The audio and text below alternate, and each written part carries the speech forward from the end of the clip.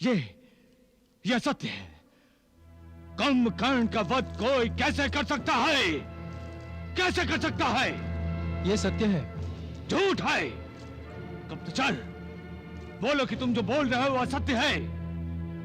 मुझे तुम्हारी बातों पर विश्वास नहीं हो रहा। यह सत्य है। मैं दशानन रावण त्रिलोक विजेता, मेरे भाई का वध, दशानन रावण के अनुज का वध, वो जीवित नहीं बचेगा।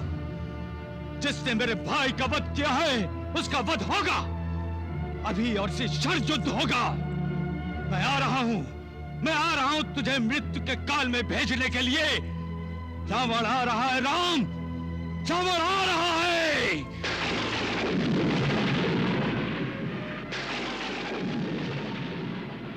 अचानक ये बिजली कैसे कड़की? लक्ष्मण, प्रकृति हमें सावधान रहने को कह रही है। किस लिए प्रभु? क्या रावण अपने भाई कुंभकर्ण की मृत्यु का प्रतिशोध नहीं लेगा? नहीं प्रभु, कुंभकर्ण की हानि ने उसकी शक्ति इतनी कम कर दी होगी कि हो सकता है वो युद्ध का विचार छोड़कर अपनी पराजय स्वीकार कर ले और सीता मैया को सम्मान सहित वापस लौटा दे। महाराज सुग्रीव, अहंकार पर वज्र भी चले तो वो टुकड़े टुकड़े अवश्य हो जाएगा, किंतु झुकेगा नहीं। आज रावण अहंकार के उस उच्चतम आसन पर विराजमान है जहां विवेक रूपी वायु है ही नहीं। अहम ही प्राण होता है और अहम ही पेय और खाद्य पदार्थ। कुंभकर्ण की मृत्यु रावण के अहम को हमारे विनाश के लिए उकसाएगी और रावण उस विनाश की अग्नि में अपने सहित सभी अपनों को लेकर कूद जाएगा। शनि, मैं बहुत क्रोध में हूं। मेरे सामने मत आ रहा। लो, मैं तो आ चुका हूं दशानन।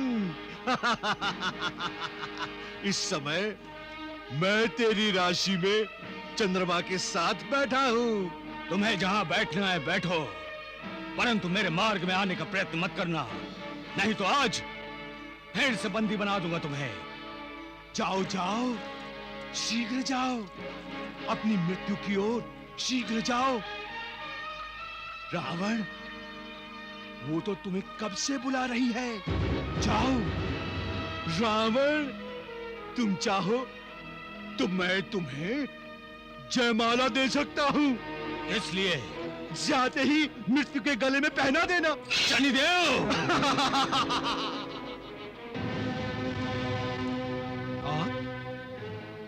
इस समय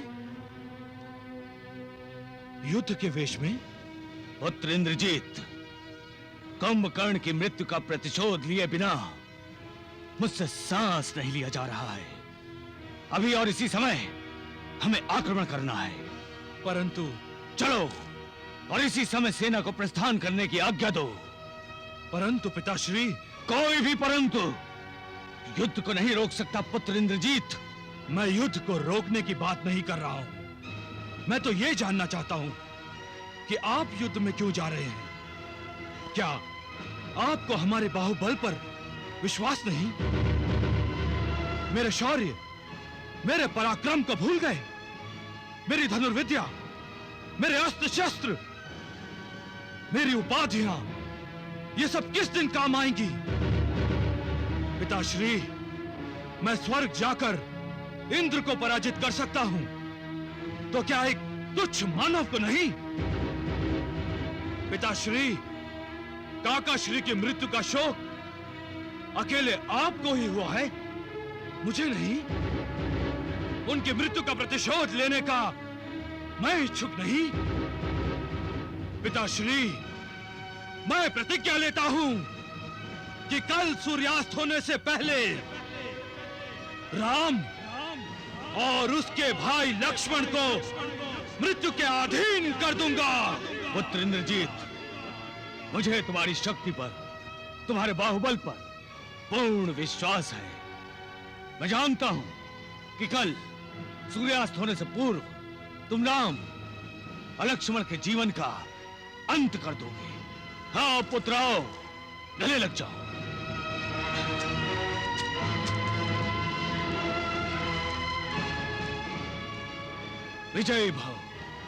विजय भाव पुत्र।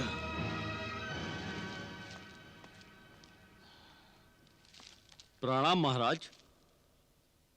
क्या समाचार लाए हो गुप्तचर? रावण पुत्र इंद्रजीत ने कल सूर्यास्त से पूर्व श्री राम और श्री लक्ष्मण का वध करने की प्रतिज्ञा की है।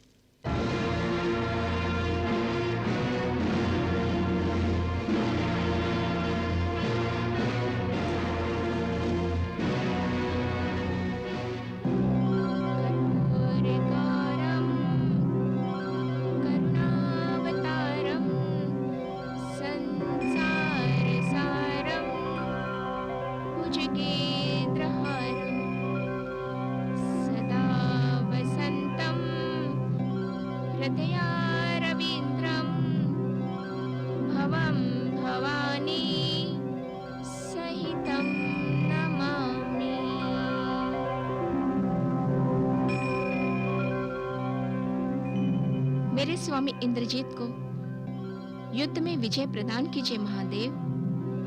मेरे प्राणनाथ की प्रतिज्ञा पूर्ण कीजिए प्रभु।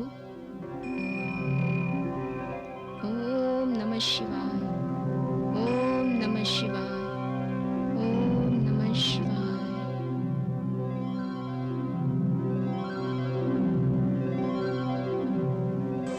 नारायण नारायण। आप कह रहे हैं कि पतिव्रता स्त्री का वचन कभी मिथ्या नहीं होता, तो क्या कल सूर्यास्त से पहले?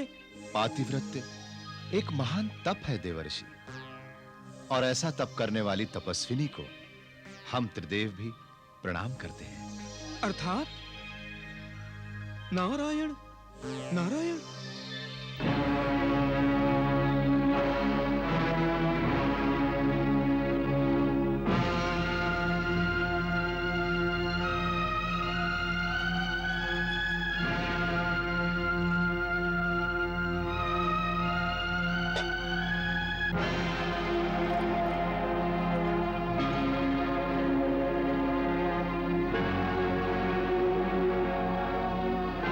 प्रतिज्ञा पूरी करके लौटिए स्वामी। मैं आपकी प्रतीक्षा कर रही हूँ।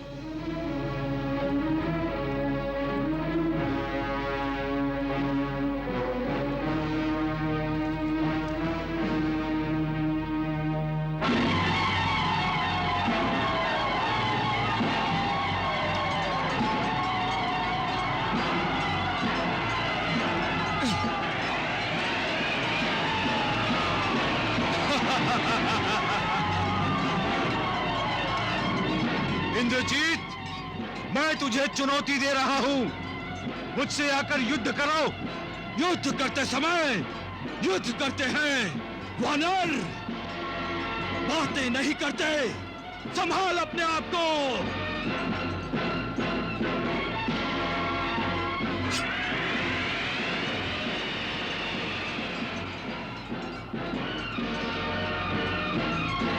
इंद्रजीत,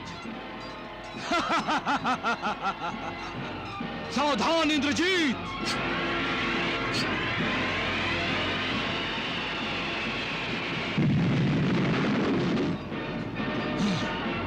इंद्रजीत, संभालो मेरे बाणों के प्रहार को।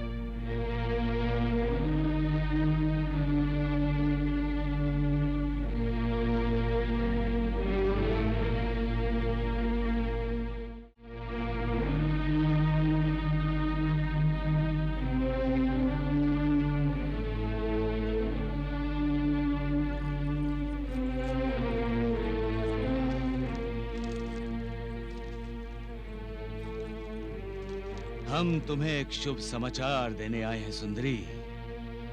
हम दोनों के मार्ग का शूल अब निकल चुका है। अब तुम्हें राम की प्रतीक्षा करने की कोई आवश्यकता नहीं। अब तुम विवाह बंधन से मुक्त हो गई हो। मेरी ओर देखो त्रिभुवन सुंदरी, और इस सुंदरता के पुजारी को प्रेम प्रसाद देकर कृतार्थ कर दो। कृतार्थ कर दो सुंदरी। दुष्ट, पापी, सत्य, न्याय, सदाचार और धर्म की कभी मृत्यु नहीं होती। उनकी मृत्यु का भ्रम होता है, भ्रम। मैं जानता था कि तुम नहीं मानोगी, इसीलिए मैं अपने साथ विमान लाया हूं। तुम मेरे साथ इसी क्षण रणभूमि में चलो और अपनी आंखों से राम का मृत शरीर देखो। कोई आवश्यकता नहीं है। मुझे ज्ञात है, कभी अधर्म और असत्य प्रबल हो जाते हैं और कभी धर्म और सत्य मृत समान हो जाते हैं, परंतु मृत कभी नहीं होते, कभी नहीं। जिस दिन सत्य की मृत्यु हो जाएगी, उस दिन संसार का विनाश हो जाएगा, विनाश। और तुम सुन लो, जिस दिन धर्म और सत्य मृत्यु समान हो जाते हैं, तब भगवान स्वयं प्रकट होकर उन्हें संजीवनी प्रदान करते हैं और उनका रूप पहले से अधिक बलशाली होकर तुम जैसे अधर्मियों का विनाश करता है, विनाश। अच्छा, ओहो, तो तुम ये समझ रही हो कि तुम्हारे राम को जीवित करने के लिए कोई भगवान आएगा? हाँ, वो आएंगे। अच्छा, तो सुंदरी वो किस रूप में आएगा?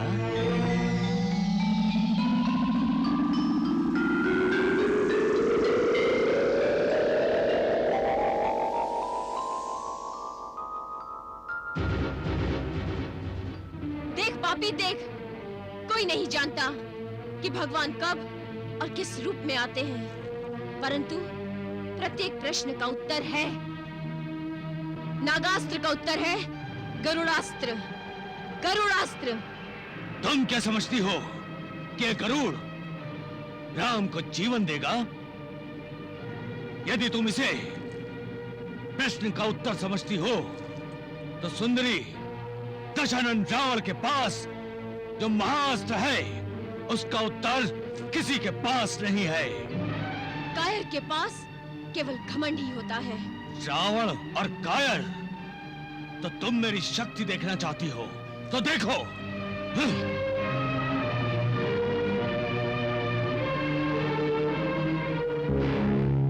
नारायण नारायण।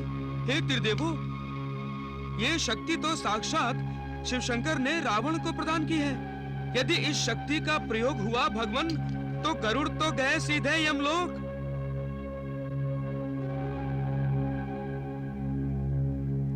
आप मुस्कुरा रहे हैं। गरुड़ आपका वाहन है प्रभु, आपका भक्त है। क्या आप अपने भक्त की रक्षा नहीं करेंगे? देवर्षि, पशुपतिनाथ शिव शंकर की शक्ति का विनाश स्वयं महादेव ही कर सकते हैं। अन्य किसी में सामर्थ्य का? नारायण नारायण। भोलेनाथ, प्रतीक्षा। भगवान तब तक तो रावण गरुड़ पर अमोघ शक्ति फेंक देगा।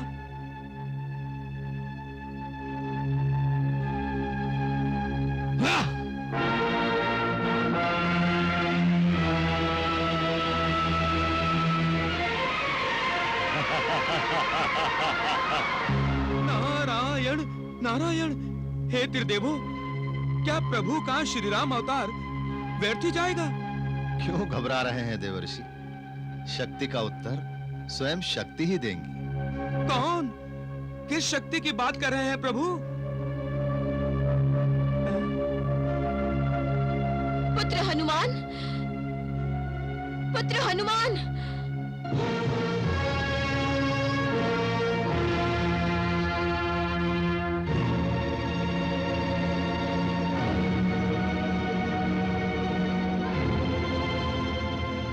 अमोघ शक्ति साक्षात देवाधिदेव महाशंकर की है। वो ही इसे निष्फल कर सकते हैं। पुत्र हनुमान, तुम तो स्वयं महादेव के अंशावतार हो, वज्रदेही हो। इस शक्ति पर प्रतिबंध लगाकर गरुड़ की रक्षा करो पुत्र हनुमान, गरुड़ की रक्षा करो। गरुड़ की रक्षा सौमित्र, लक्ष्मण और प्रभु श्री राम की रक्षा है। जो आज्ञा।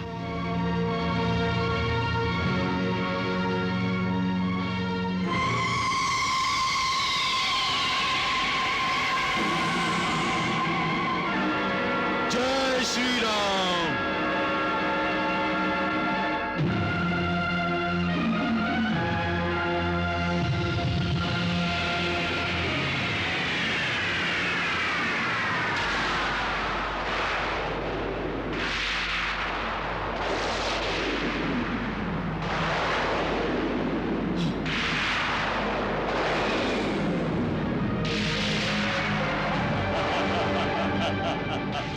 ये हुई न बात। गरुड़ नहीं मरा तो क्या हुआ, हनुमान तो मरा। तेरी आंखों का प्रकाश बुझ गया है दुष्ट। देख, ध्यान से देख।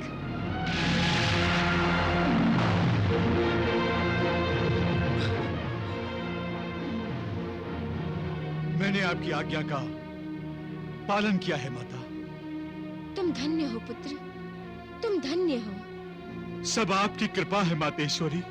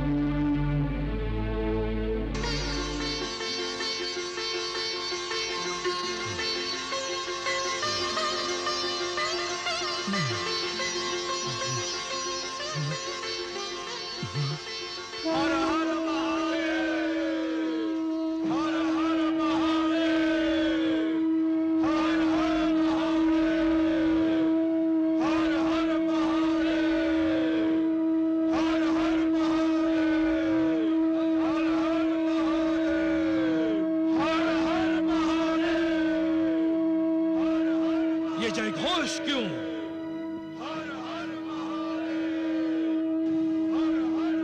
इस शंख ध्वनि का तात्पर्य क्या है?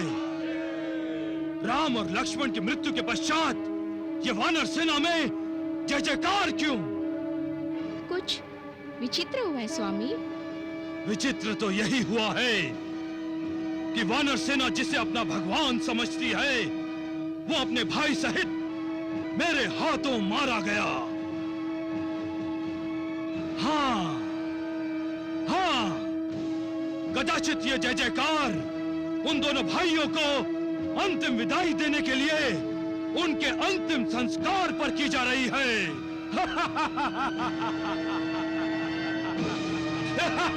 युवराज की जय हो। प्रणाम युवराज, प्रणाम युवरागी। गुप्तचर आपसे मिलने की आज्ञा चाहता है। उसे हमारे कक्ष में भेज दो। जो आज्ञा।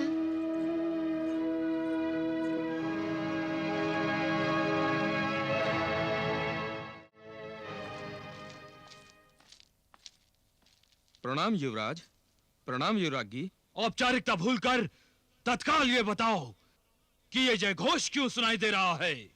युवराज, राम और लक्ष्मण जीवित हो गए हैं। असंभव! असंभव! ऐसा नहीं हो सकता। नागपाश से उन्हें कोई मुक्त नहीं कर सकता।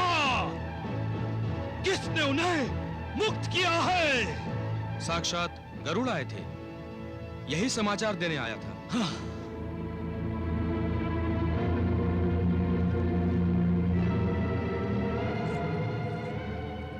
स्वामी, आज मैंने जीवित रहने का अधिकार खो दिया है सुलोचना। ये आप क्या कह रहे हैं स्वामी? आज मेरे शौर्य का, मेरे पराक्रम का, मेरे अस्त्र शस्त्रों का अपमान हुआ है।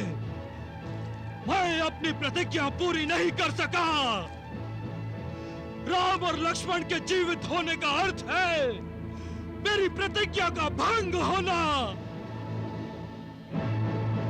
आज मैं पिताश्री को मुंह नहीं दिखा सकता। मैं जीवित नहीं रहूंगा। मैं जीवित नहीं रहूंगा। प्राणनाथ, ये आप क्या करने जा रहे हैं?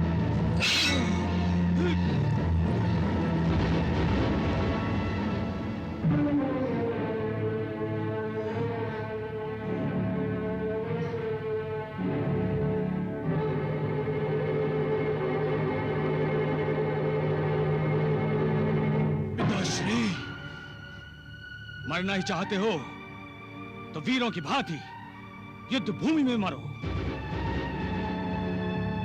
यदि तुम मरना ही चाहते हो तो अपने शत्रुओं का वध करके मरो। यह भी कोई बात हुई कि एक प्रतिज्ञा पूर्ण नहीं हुई तो कायरों की भांति आत्मघात करना चाहते हो? मेरी सेना का सेनापति अपने कक्ष में मरेगा? नहीं!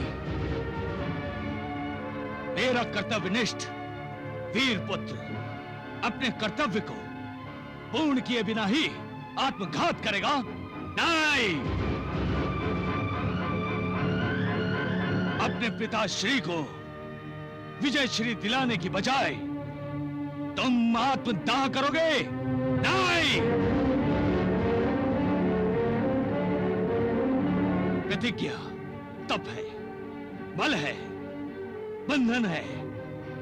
क्या तपस्या सफल होना आवश्यक है? क्या एक बार तपस्या असफल हो जाए तो क्या तपस्या नहीं करते? नहीं पुत्र, तपस्या तब तक करते हैं जब तक तपस्या सफल ना हो जाए। तुम मेरी बात समझ रहे हो ना? हाँ पिताश्री, आज राम और लक्ष्मण बच गए हैं, पर कल नहीं बचेंगे। नहीं!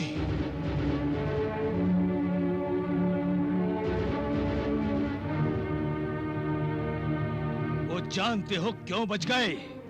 वो सभी देवताओं का षड्यंत्र था।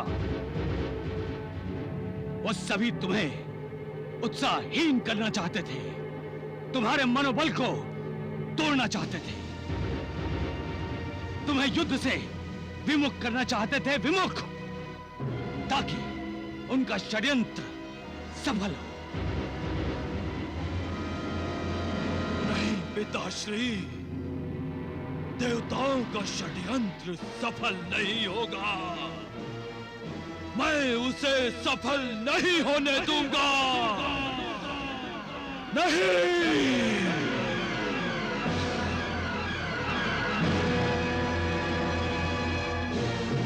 तुम अवश्य विजयी होगे।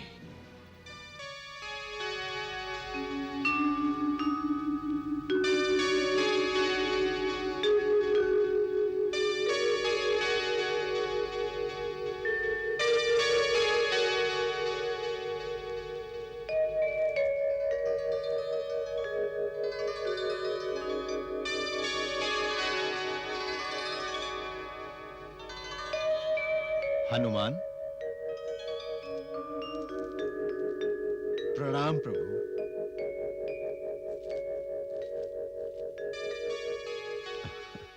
क्या आज्ञा है प्रभु?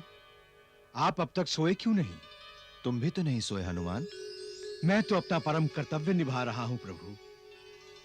ये राक्षस बड़े मायावी होते हैं। रात के अंधेरे में इनका बल और अधिक हो जाता है। सेवक को तो चौकन्ना रहना ही चाहिए प्रभु। हमारी रक्षा के लिए? न न न प्रभु, रक्षा तो भगवान अपने भक्त की करता है। किंतु आज भक्त ने भगवान की रक्षा की है। जो कुछ हुआ प्रभु, आप ही की कृपा और आप ही के आशीर्वाद से हुआ। हनुमान, रावण के महास्त्र को तुमने कहां झेला? बोलो हनुमान।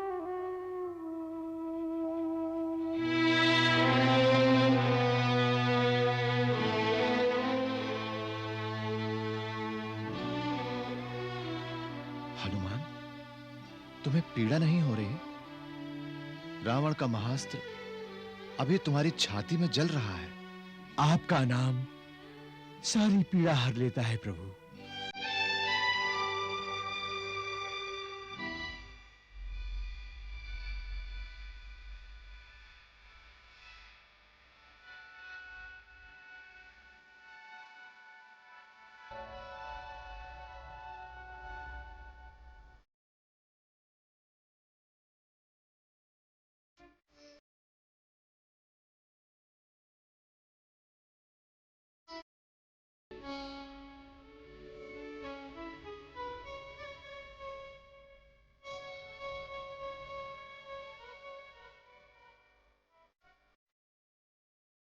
प्रभु, क्या मेरी इस आग ने आपको सोने नहीं दिया?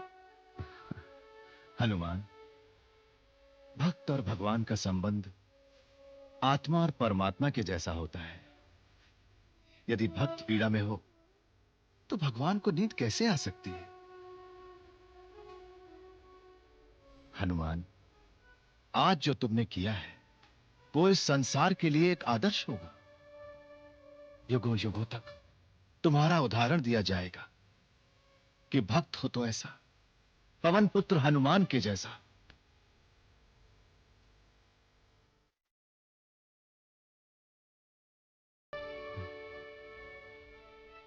हनुमान, तुम्हारा स्थान मेरे हृदय में है।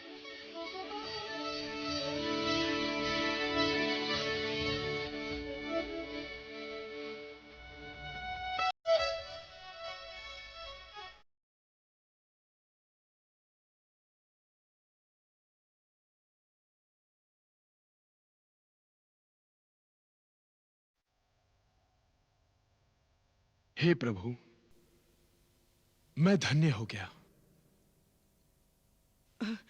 नारायण नारायण, कुछ समझ नहीं आ रहा, कुछ सुझाई नहीं दे रहा, किसी भी निर्णय पर पहुंच नहीं पा रहा हूं त्रिदेवों। इस पहेली को सुलझाने में अपने इस भक्त की सहायता कीजिए। मैं पहले से ही आपका आभार प्रकट करता हूं। देवर्षि, आपको कष्ट क्या है? कष्ट? प्रभु, युद्ध में दोनों ओर एक ही राजा की सेना लड़ते देख यह समझ पड़ता है कि सेना में विद्रोह हो गया, किंतु दोनों ओर एक ही राजा लड़ रहा हो तो? यह कैसे संभव है देवर्षि? संभव है प्रभु, संभव है। यही तो राम रावण युद्ध में हो रहा है। रूप बदले हुए हैं, आत्मा एक ही है। एक ओर महादेव शिवशंकर स्वयं रावण की रक्षा कर रहे हैं और दूसरी ओर उन्हीं का रूप पवन पुत्र हनुमान श्री राम की सहायता कर रहे हैं। वो देखिए प्रभु, देखिए त्रिदेवों, देखिए। क्षमा प्रार्थी हूँ भोलेनाथ, आपसे ऐसे पक्षपात की आशा नहीं थी मुझे। कैसा पक्षपात? ये पक्षपात नहीं तो और क्या है त्रिशूलधारी। वहां तो श्री राम निश्चिंत होकर सो रहे हैं और लंका में अपने कक्ष में रावण को देखिए, देखिए, देखिए कैसे करवटें ले रहा है ना? दोनों की रक्षा का उत्तरदायित्व आपने अपने ऊपर लिया है, फिर भी एक सो रहा है और दूसरे को नींद नहीं आ रही है। अब ये ऐसा क्यों हो रहा है प्रभु, क्यों? देवर्षि, निद्रा देवी को प्रसन्न करने के लिए भी तो आराधना करनी पड़ती है। सत्कर्म करने वालों पर निद्रा देवी सदा प्रसन्न रहती हैं, और जो रावण की भांति कुकर्म करते हैं उन पर निद्रा रूठी रहती है। वो तो है।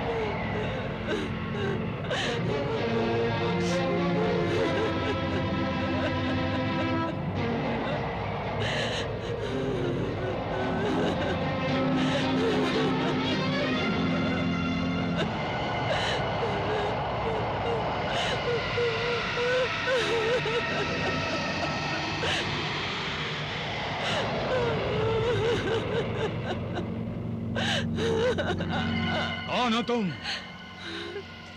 प्रणाम स्वामी। स्वामी? मैं आपकी प्रथम पत्नी हूँ। क्या तुम्हें पता नहीं कि मेरी प्रथम पत्नी मंदोदरी है? नहीं स्वामी, स्मरण कीजिए, तब आपका विवाह नहीं हुआ था, जब आपने कुबेर पर विजय पाई थी। तब से आपको लंकेश कहा जाने लगा। आप लंकेश्वर और लंकापति कहलाए। क्या ये सत्य नहीं? सत्य है। तो लंकापति, मैं लंका हूँ, आपकी लंका। परंतु तुम रो क्यों रही हो? आप मेरी दशा नहीं देख रहे हैं? मेरे वस्त्र जल गए हैं, मेरा तेज मलिन हो गया है। परंतु मैं तो जीवित हूँ। आज है, कल का क्या भरोसा? लंका! आप बुरा मत मानिए स्वामी, किंतु तथ्य को नकारा नहीं जा सकता। क्या तुम्हें पता नहीं कि दशरथ रावण अजय है, अमर है? स्वामी, मृत्यु को मृत्यु क्यों नहीं मानते आप? ईश्वर को ईश्वर क्यों नहीं मानते? कौन ईश्वर? ईश्वर मैं हूँ, मैं, और सबकी मृत्यु भी मैं हूँ। आप इस भ्रम में हैं, तो मुझे भय है, मैं आपको खो दूंगी। लंका!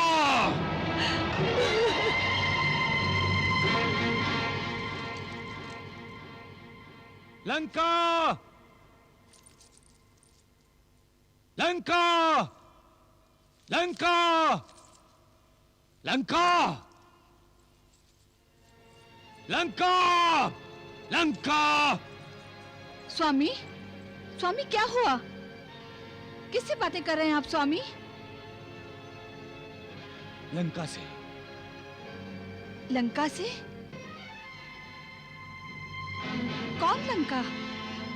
कहाँ है लंका? स्वामी, स्वामी क्या हो गया है आपको? आपकी नींद क्यों उड़ गई है? इतने चिंतित क्यों हैं आप स्वामी? मंदोदरी, मेरा मन विचलित हो उठा है। क्यों स्वामी? नागपाश में बंधने के पश्चात भी राम और लक्ष्मण अभी तक जीवित हैं। स्वामी, इसका कारण साक्षात गरुड़ हैं। वही तो, गरुड़ को मारने के लिए शिव जी द्वारा प्रदान किया गया महाअस्त्र मेरा विफल क्यों हो गया? तो क्या आपका आत्मविश्वास डगमगा गया है स्वामी? स्वामी, आपको अपनी कुलदेवी की आराधना करनी चाहिए।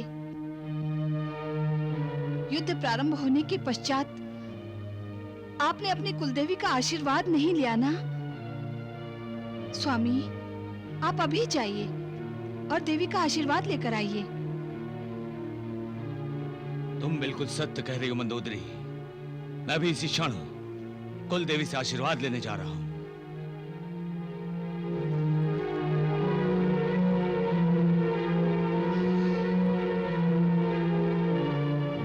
हे भोलेनाथ, मुझे क्षमा कर दीजिए।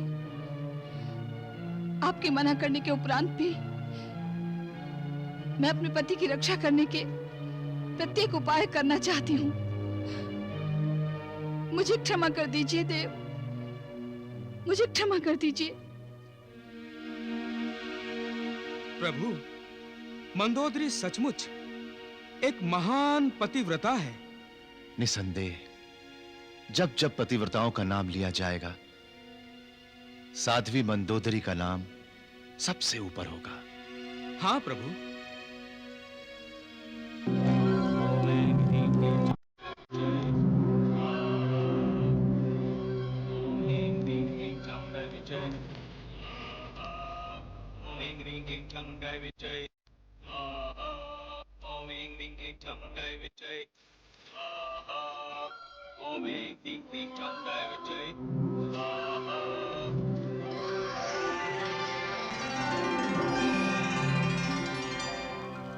प्रणाम माता निकुंभला देवी। कल्याण मस्तु। कहो दशानन, किस लिए स्मरण किया मुझे? आपका आशीर्वाद प्राप्त करने के लिए माता। मेरा आशीर्वाद? तुम्हें कोई संदेह है क्या कि मेरा आशीर्वाद तुम्हारे साथ नहीं है? आज अचानक मेरे आशीर्वाद की क्या आवश्यकता आन पड़ी तुम्हें? माता, मेरा भविष्य धुंधला धुंधला से दिखाई दे रहा है। मुझे आप भी स्पष्ट दिखाई नहीं दे रही हैं। ये तो तुम्हारे कर्मों का फल है। तुम शिव शक्ति से प्राप्त वरदान का दुरुपयोग कर रहे हो। यही कारण है कि तुम मेरा स्पष्ट दर्शन करने में समर्थ नहीं हो। मैंने कोई दुरुपयोग नहीं किया है माता। ये तुम नहीं, तुम्हारा अहंकार बोल रहा है। अहंकार त्याग दो दशानन, फिर तुम्हें सब स्पष्ट दिखाई देगा। क्यों, मेरी बात अच्छी नहीं लगी? क्या तुम अपनी माता के सामने भी विनम्र नहीं हो सकते दशानन? मैं अनुग्रहित हुआ माता, अब आप मुझे आज्ञा दीजिए। आज्ञा मांगने का ये ढंग मेरे प्रति तुम्हारी अवज्ञा दर्शा रहा है रावण। मेरा दर्शन अमोघ है, व्यर्थ नहीं जाता। बोलो, किस लिए आवाहन किया तुमने? मैं भगवान शिव की आज्ञा से तुम्हें वरदान देने आई हूं। मांगो, क्या मांगते हो? हे माता श्री, मैं अपनी विजय का आशीर्वाद चाहता हूं। क्यों, भगवान शिव की रक्षा पाकर भी असंतुष्ट हो? अविश्वास है तुम्हें भगवान शिव की शक्ति पर? क्या ये अपने इष्ट के प्रति अपमान नहीं है रावण? फिर भी तुम्हारा तपोबल तुम्हारे साथ है, अतः मैं तुम्हें विजयी बनाने के लिए दिव्य अस्त्र देने के लिए विवश हूं। लो दशानन, ये दिव्य अस्त्र लो।